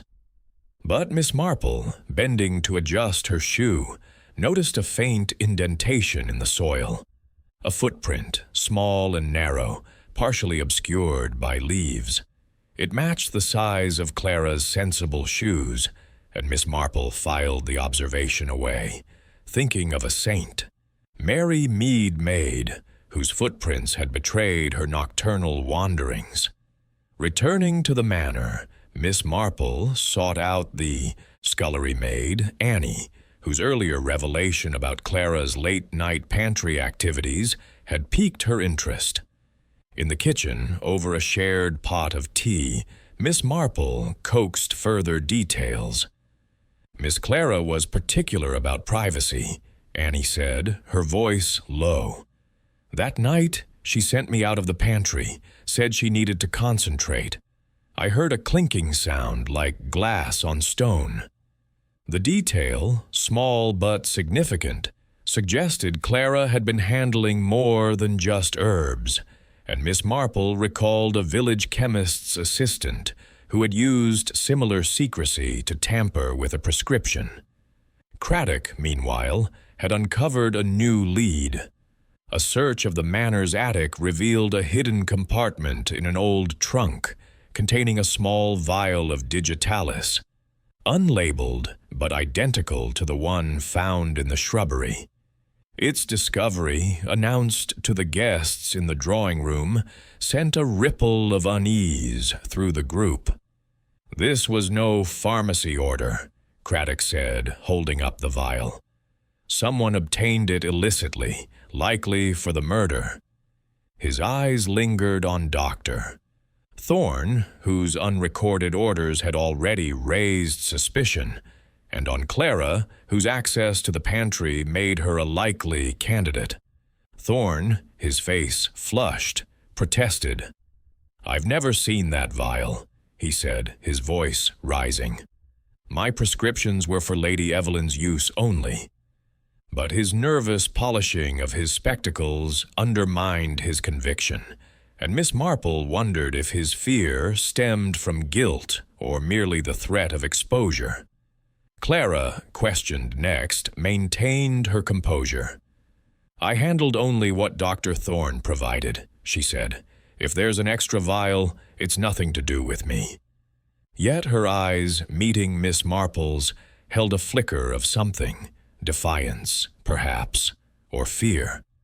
The breakthrough came late in the afternoon, when Miss Marple, revisiting Lady Evelyn's room with Craddock's permission, noticed a detail overlooked in the initial search. The bedside table, polished to a gleam, bore a faint scratch, a tiny crescent-shaped mark, as if a syringe had been set down hastily. Nearby, a single rose petal, wilted but fresh, lay beneath the bed, its crimson hue matching the blooms in the garden. Miss Marple, bending to retrieve it, recalled the footprint near the shrubbery and the clinking glass Annie had heard. "The tonic was a decoy," she murmured to herself, "but the syringe was the true weapon, and the rose ties it to the garden." She shared her findings with Craddock, who nodded thoughtfully. "The petal suggests someone passed through the garden," he said. "But who had the nerve to enter her room?" Miss Marple, her mind racing, proposed a theory. "The poison was administered earlier," she said. "Not at bedtime, but in the afternoon, perhaps during tea. A small dose, injected subtly, would act slowly, ensuring death coincided with the tonic's administration, casting suspicion elsewhere." The idea, bold yet plausible, shifted the timeline, opening new possibilities. To test her theory, Miss Marple invited Clara for another conversation, this time in the conservatory, where the scent of hothouse flowers mingled with the damp earth outside. "You served tea the day before Lady Evelyn died," she said, her tone conversational. "I noticed you were meticulous, every cup, every biscuit, placed just so." Clara nodded, her hands clasped. "It's my duty to ensure everything is perfect," she said. But Miss Marple pressed gently. "And the biscuits, did you prepare them yourself?" Clara's eyes narrowed, and she said, "The cook made them, but I arranged the tray." The slight hesitation, coupled with the rose petal, planted a seed of doubt, and Miss Marple recalled a St. Mary Mead tea party where a poisoned scone had gone unnoticed until too late. Confronted with the petal and the syringe's scratch, Clara's composure cracked. "I don't know how that petal got there," she said, her voice rising, "and I never touched a syringe." But Miss Marple, her gaze steady, revealed her discovery. The original tonic bottle, hidden in a sewing box in Clara's room, was untainted, suggesting it had been switched with the tampered vial found by the shrubbery. "You replaced the tonic to mislead us," Miss Marple said softly. "But the poison was delivered earlier, perhaps in a biscuit laced with digitalis, its bitterness masked by sugar." Clara's face drained of color, and she admitted, "Lady Evelyn was going to disinherit me. She told me that afternoon she'd chosen a charity instead, after all my years of service." Her voice broke, and Miss Marple saw the truth. Not just greed, but a deep-seated betrayal, fueled by years of subservience. Yet Clara stopped short of a full confession, insisting, "I didn't kill her. I couldn't." Her words, raw with emotion, echoed a St. Mary Mead servant who had confessed to theft but denied murder, and Miss Marple wondered if Clara's denial held a kernel of truth.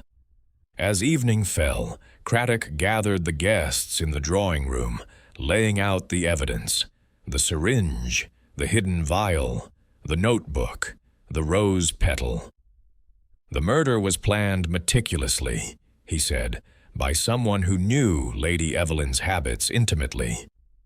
The accusation hung heavy, and Miss Marple, her knitting resumed, watched the reactions. Reginald's bluster, Amelia's tears, Lydia's defiance, Thorne's nervousness, all were expected, but Clara's silence, her eyes fixed on the floor, spoke volumes.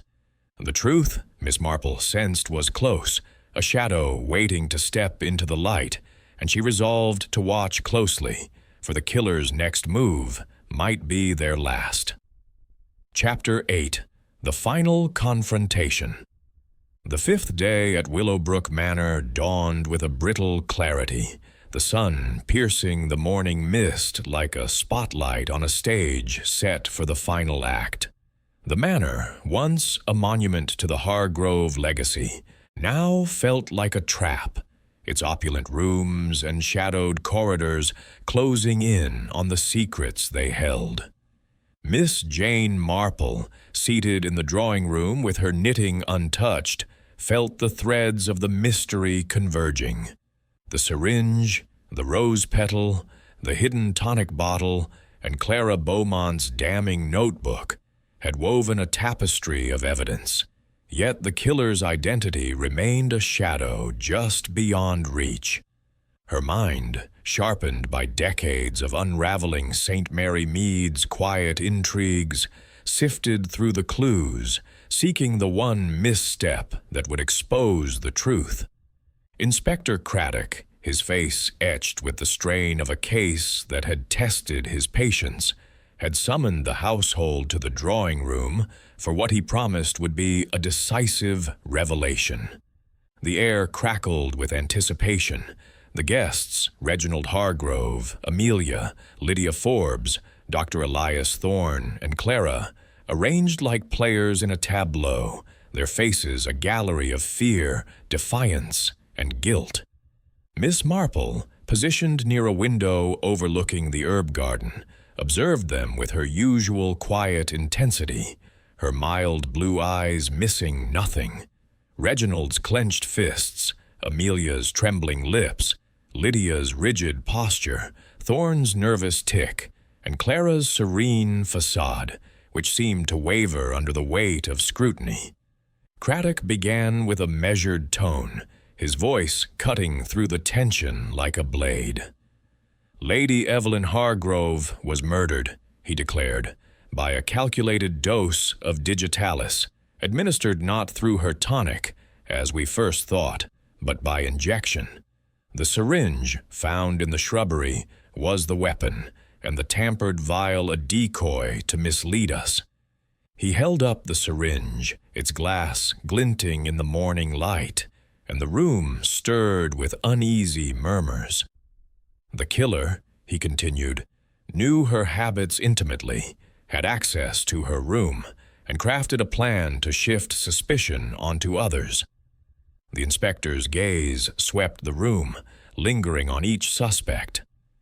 "Mr. Hargrove, your debts gave you motive, and your 10-minute absence from the billiard room an opportunity." Reginald bristled, his mustache quivering. "I was nowhere near her room," he protested. "Ask Thorne. He saw me at the table." Thorne nodded, but his eyes darted away, and Miss Marple noted the hesitation, recalling a St. Mary Mead gambler whose alibi had crumbled under similar scrutiny. Craddock turned to Amelia. "Mrs. Hargrove, your forged check suggests desperation. You admitted to stealing from Lady Evelyn. How far would you go to secure your future?" Amelia's hand flew to her throat, her emerald earrings catching the light. "I'd never harm her," she said, her voice breaking. "I was foolish, yes, but not a murderer." Her tears, Miss Marple observed, were convincing, yet she recalled a village actress whose sobs had masked a deeper deceit. Lydia, her face a mask of defiance, met Craddock's gaze head-on. "Miss Forbes, your grudge against Lady Evelyn is well documented, and your knowledge of herbs, foxglove in particular, makes you a candidate. You were seen near the pantry, where the poison was stored." Lydia's pen, ever present, stabbed the air. "I've no need to kill for what's rightfully mine," she said. "If I wanted revenge, I'd have taken it legally." Her words were sharp, but Miss Marple noted the tremor in her hand, like that of a St. Mary Mead spinster whose bitterness had led to sabotage. Dr. Thorne, sweating despite the cool room, was next. "Dr. Thorne, your unrecorded digitalis order and history of professional lapses raise questions. Did you fear Lady Evelyn exposing your incompetence?" Thorne's spectacles slipped, and he fumbled to adjust them. "My prescriptions were correct," he insisted. "I've never mishandled her care." His voice trembled, and Miss Marple thought of a village doctor whose errors had cost a life, though he had escaped justice. Finally, Craddock turned to Clara. "Miss Beaumont, your notebook, your late-night pantry visits, and your inquiry to a solicitor about the will point to a motive rooted in betrayal. You had access, opportunity, and a reason to fear disinheritance." Clara's composure held, but her eyes flickered, and she said, "I served Lady Evelyn faithfully. I'd never harm her." Her voice was steady, yet Miss Marple caught a fleeting shadow in her expression, reminiscent of a saint. Mary Mead, housekeeper who had hidden a theft behind loyalty. Miss Marple, prompted by Craddock's nod, rose to speak, her voice soft but commanding attention. "The key to this crime lies in timing and misdirection," she said, her knitting needles still in her lap. "The tonic was tampered with, yes, but it was a ruse. The real poison was delivered earlier, by syringe, during the afternoon tea on the day before Lady Evelyn's death.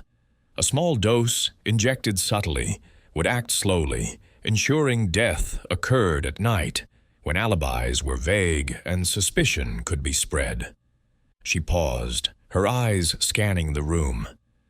"The rose petal found beneath the bed, matching the garden's blooms, suggests the killer passed through the herb garden, perhaps to retrieve the syringe or dispose of evidence. The open window, too, was a deliberate touch, not to admit an intruder, but to imply one, diverting attention from the household. The vial in the shrubbery, the hidden tonic bottle in Miss Beaumont's room, these were planted to confuse, to point fingers at everyone but the true culprit." The room was silent, the guests frozen as Miss Marple continued. "Each of you had motive: Mr. Hargrove's debts, Mrs. Hargrove's forgery, Miss Forbes's grudge, Dr. Thorne's fear of ruin. But only one had the intimacy, the knowledge, and the cunning to orchestrate such a plan." Her gaze settled on Clara, who stiffened but met her eyes with a calm that bordered on defiance. "Miss Beaumont," Miss Marple said, "you admitted Lady Evelyn planned to disinherit you for a charity. Your notebook detailed her habits. Your pantry visits gave you access to foxglove, and your inquiry to the solicitor revealed your desperation. But it was the tea tray that betrayed you. You served biscuits that afternoon, prepared with care, and one, I suspect, was laced with a trace of digitalis. Not enough to kill outright, but to weaken her heart, making the later injection fatal." Clara's face drained of color, her hands clenching the armrests. "That's absurd," she said, her voice rising. I loved her like a mother. But Miss Marple pressed on, her tone gentle but relentless. The original tonic bottle, hidden in your sewing box, was untainted. You switched it with the tampered vial to suggest poisoning by another hand. The syringe, used during tea when Lady Evelyn was distracted, ensured the poison worked slowly, allowing you to be in your room, reading, when she died. The room erupted in gasps, and Craddock stepped forward, producing the notebook and the hidden tonic bottle. "We found this in your room, Miss Beaumont," he said, "and the scullery maid confirmed you were crushing leaves in the pantry. Foxglove, we believe. The rose petal ties you to the garden, and the syringe's scratch on the bedside table places you in her room." Clara's composure shattered, her eyes blazing with a fury that had simmered beneath her servitude. "She promised me everything," she hissed. "A cottage, a life of my own. 15 years I gave her, and she cast me aside for a charity. I couldn't let her ruin me." Her voice broke, and she sank into her chair, the weight of her confession crushing her resolve. Miss Marple, watching, felt a pang of pity, recalling a St. Mary Mead servant whose loyalty had turned to poison when promises were broken.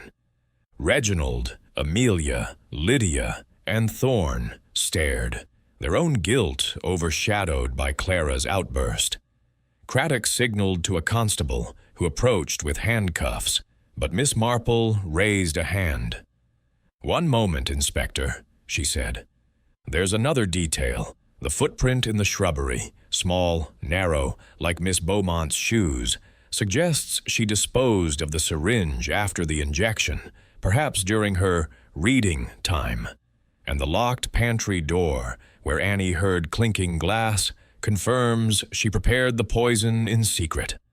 Clara's defiance crumbled, and she whispered, "I only wanted what was mine." The constable led her away, her steps heavy, as the room fell into stunned silence. Reginald, his bravado gone, muttered, "Good Lord, all this time." Amelia, tears streaming, clung to him, while Lydia's pen fell silent, her grudge irrelevant in the face of the truth. Thorne, pale, adjusted his spectacles, his relief palpable but tinged with shame. As the guests dispersed, Craddock approached Miss Marple, his expression a mix of admiration and exasperation. "You've a knack for this, Miss Marple," he said. "That tea tray business, how did you know?" She smiled, her eyes twinkling. "In St. Mary Mead. Inspector, I've seen how the smallest acts, a biscuit offered, a window left open, can hide the greatest sins. People are much the same, whether in a village or a manor." The manor settled into an uneasy quiet, the storm of suspicion finally breaking. Miss Marple, gathering her knitting, looked out at the garden, where the foxglove stood as a silent witness. The truth had emerged, as it always did, from the shadows of human nature, greed, betrayal, and the quiet fury of a woman scorned. As she prepared to return to St. Mary Mead, she felt the weight of the case lift, leaving only the certainty that, in the dance of motive and opportunity, the simplest steps were often the most deadly. Chapter 9. Reflections by the Fireside. The train from Willowbrook Manor to St. Mary Mead rattled through the autumn countryside, its rhythm a soothing counterpoint to the turmoil Miss Jane Marple had left behind. The manor, with its ivy-clad walls and shadowed secrets, was now a fading silhouette in her mind, replaced by the familiar comforts of her cottage. Seated by her fireside that evening, a cup of tea steaming beside her and her knitting needles clicking softly, she welcomed a small gathering of village friends. Mrs. Bantry, the vicar's wife, and young Dr. Haydock, who had a knack for indulging her tales of detection. The fire cast a warm glow across the room, but Miss Marple's thoughts were still entwined with the tragedy that had unfolded, its threads of motive and opportunity woven into a tapestry of human frailty. Mrs. Bantry, ever eager for a story, leaned forward, her eyes bright with curiosity. "Do tell, Jane," she urged, stirring her tea. "You've been away at that grand manor, and we've heard whispers of murder. What happened?" Dr. Haydock, his medical bag at his feet, chuckled. "I wager you've solved another puzzle, Miss Marple. The village is abuzz with it." The vicar's wife, Mrs. Clement, nodded, her gentle demeanor masking a keen interest in the darker corners of human nature. Miss Marple smiled, her needles pausing as she gathered her thoughts. "It was a sad affair," she began, her voice soft but compelling, "and one that reminds me of our own little scandals here in St. Mary Mead. Murder, you see, is never as grand as it seems in novels. It's often born of small things, grudges nursed too long, promises broken, or a quiet desperation that festers in the heart." Her friends settled back, their attention caught as she recounted the tale of Willowbrook Manor, her words painting a vivid picture of a household torn by greed and betrayal. "It began with Lady Evelyn Hargrove," she said, "a woman of wealth and will, who ruled her estate like a queen. Her fortune, amassed from colonial ventures, was a magnet for her relatives. Reginald, her nephew, drowning in gambling debts. Amelia, his wife, whose extravagance outstripped their means. And Lydia Forbes, a cousin whose bitterness over a past inheritance dispute lingered like a poison. Then there was Dr. Elias Thorne, the family physician whose livelihood depended on Lady Evelyn's patronage, and Clara Beaumont, her companion, whose devotion masked a deeper ambition." Mrs. Bantry's eyes widened. "A classic setup," she said, "all of them circling the money like vultures." Miss Marple nodded, her needles resuming their rhythm. "Indeed, and Lady Evelyn, sharp as ever at 75, announced her intention to revise her will, cutting out those she deemed unworthy. It was a spark in a tinderbox, igniting motives that had simmered for years. She described the fatal night when Lady Evelyn was found dead, her face contorted in agony, a faint almond-like scent in her room hinting at poison. "Digitalis, derived from foxglove, was the culprit," Miss Marple said. "Administered not through her nightly tonic, as first suspected, but by a syringe, its effects delayed to coincide with the tonic's administration, casting suspicion on all." Dr. Haydock leaned forward, his medical curiosity piqued. "Digitalis is tricky," he said. "A small dose can kill, especially if timed to mimic a heart attack." Miss Marple agreed, her eyes twinkling. "The killer was clever, you see. They used the tonic as a decoy, planting a tampered vial in the shrubbery to suggest carelessness or malice from another. The open window in Lady Evelyn's room was another touch, a hint of an intruder, though the real crime was committed within the household." She paused, sipping her tea, letting the suspense build as Mrs. Bantry fidgeted with impatience. "The clues were subtle," she continued, "but they told a story. A rose petal beneath the bed, matching the garden's blooms, suggested a path through the herb garden. A scratch on the bedside table, where a syringe had rested, pointed to a precise hand.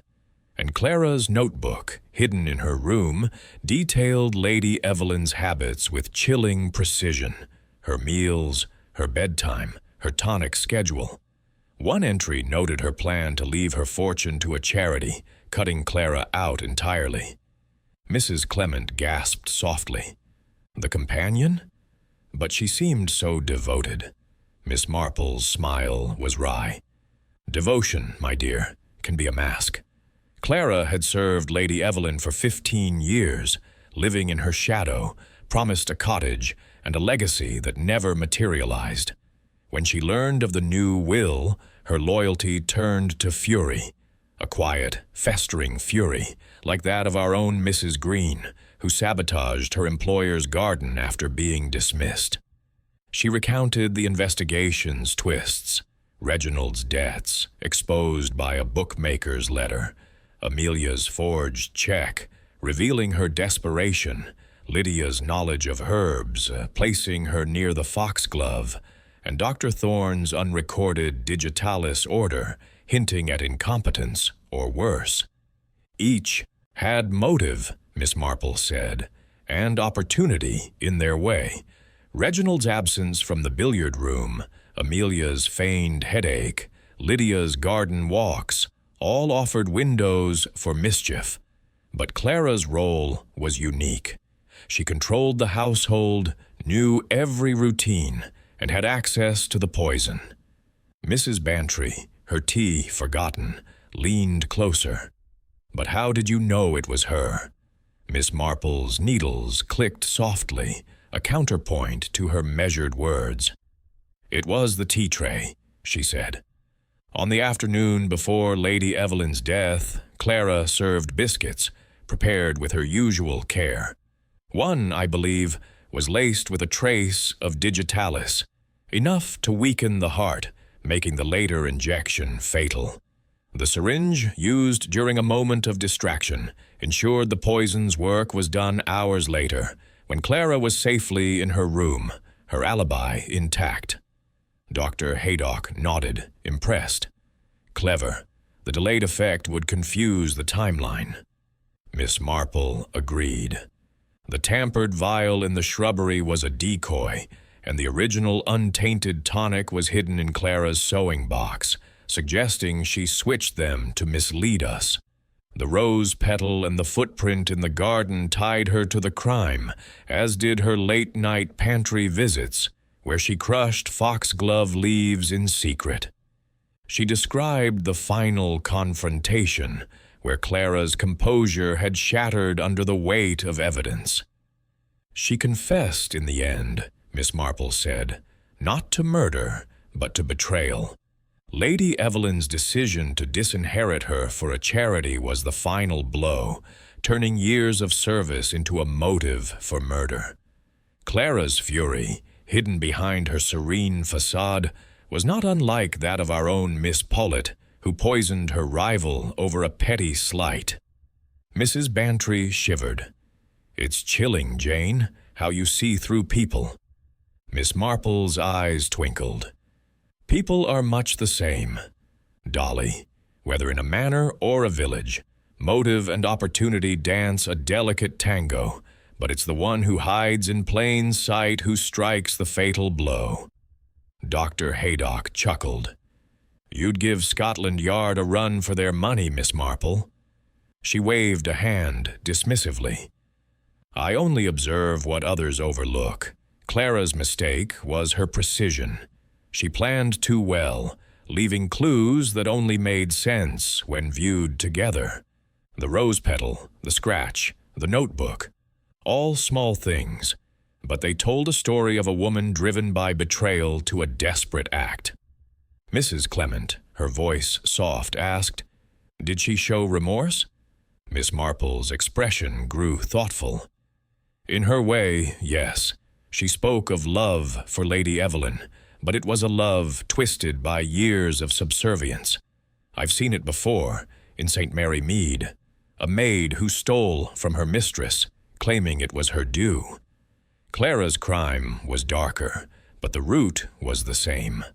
A promise broken, a life diminished.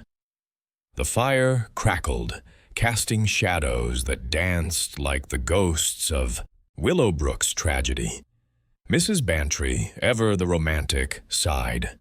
It's almost tragic, isn't it? All that wealth, and it brought only misery. Miss Marple nodded. Money, Dolly, is a cruel master. It draws out the worst in us, tempting us to betray our better selves. Lady Evelyn's fortune was a beacon, but it burned those who came too close. Dr. Haydock, lighting his pipe, asked, "What of the others? The relatives? The doctor?" Miss Marple's needles resumed their rhythm.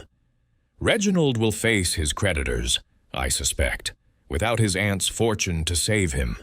Amelia's forgery may bring legal trouble, though her tears might sway a lenient judge. Lydia's bitterness will linger, but she lacks the nerve for murder.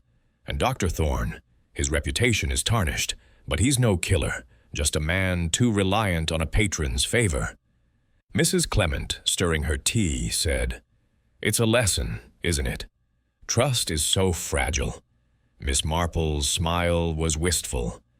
"Indeed, in St. Mary Mead, I've seen trust broken over far less. A borrowed shawl, a slighted invitation. At Willowbrook it was a fortune, but the pattern is the same. We build our lives on promises, and when they break, some turn to darkness." The conversation drifted to village matters, Mrs. Price's new hat, the vicar's sermon, but Miss Marple's thoughts lingered on Willowbrook. The manor, with its foxglove and secrets, was a mirror of the human heart, where love and hate, loyalty and betrayal coexisted in uneasy balance. She recalled Clara's final words, whispered as the handcuffs clicked. "She promised me everything." The echo of those words, raw with pain, reminded her of a saint, Mary Mead widow, who had wept for a lost love, her grief masking a crime. As her friends departed, leaving her alone by the fire, Miss Marple picked up her knitting, the needles clicking like a metronome to her thoughts. The case was solved, the killer unmasked, yet the tragedy lingered, a reminder of the fragility of human bonds. Outside, the autumn wind stirred the roses in her garden, their petals falling like silent tears. She sighed, her heart heavy with the knowledge that, in the dance of motive and opportunity, the steps were always familiar, the music always haunting. And in St. Mary Mead, as in Willowbrook, the truth would always emerge, carried on the whispers of those who watched and waited.